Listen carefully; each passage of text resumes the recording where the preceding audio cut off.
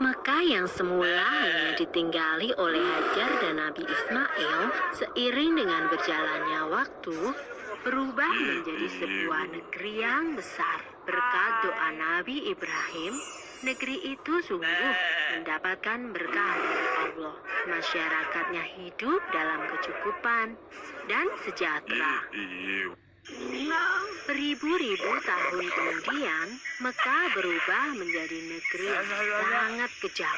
Sebagian besar masyarakatnya mulai melupakan ajaran agama yang benar dan berganti menyembah berhala-berhala yang mereka ciptakan sendiri. Di antaranya adalah Saman, Watan, Nusyun, dan masih banyak lainnya.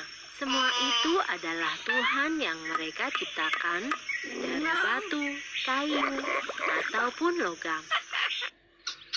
Bukan hanya Tuhan mereka saja yang berubah. Sifat dan perilaku masyarakatnya pun juga berubah. Kaum Quraisy yang secara turun-menurun menguasai Mekah dan Ka'bah mulai membentuk kelompok masing-masing.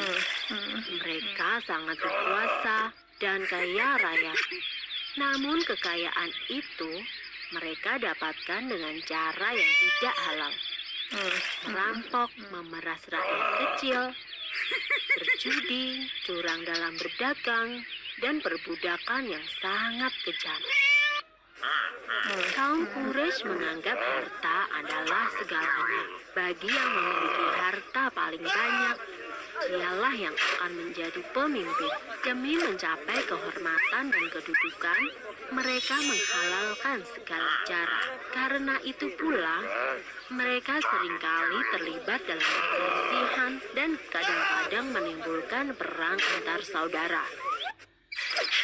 Zaman di mana kaum Quraisy hidup dengan cara yang kejam disebut zaman jahiliyah. Pada zaman itu, ada seorang wanita soleh bernama Aminah.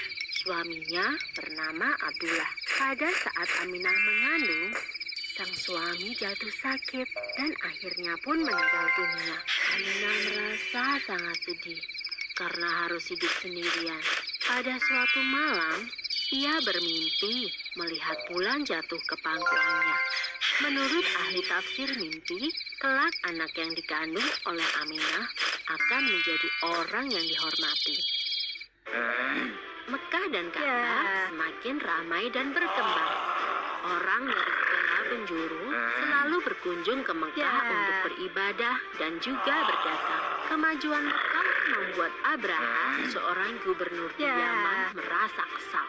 Ia telah membuat rumah ibadat yang jauh lebih besar dan lebih megah daripada Ka'bah. Namun, tidak ada satupun orang yang mau beribadah ke Yaman.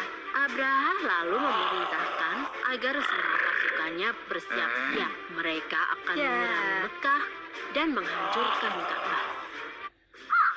Abraha dan pasukan bergajahnya menyerbu Mekah dengan penuh kesombongan. Ketika ia akan menghancurkan Ka'bah, tiba-tiba datang ribuan burung ababil. Burung-burung itu membawa batu-batu berapi dari neraka. Kemudian, batu-batu itu dilemparkan ke arah pasukan gajah Abraha. Dalam sekejap mata, pasukan Abraha berhasil dikalahkan dan Ka'bah pun dapat diselamatkan. Tahun itu kemudian disebut dengan Tahun Gajah. Pada Tahun Gajah itu pula, Aminah melahirkan putranya. Ia memberikan nama Muhammad, sebuah nama yang tidak lazim untuk anak-anak kaum Quraisy.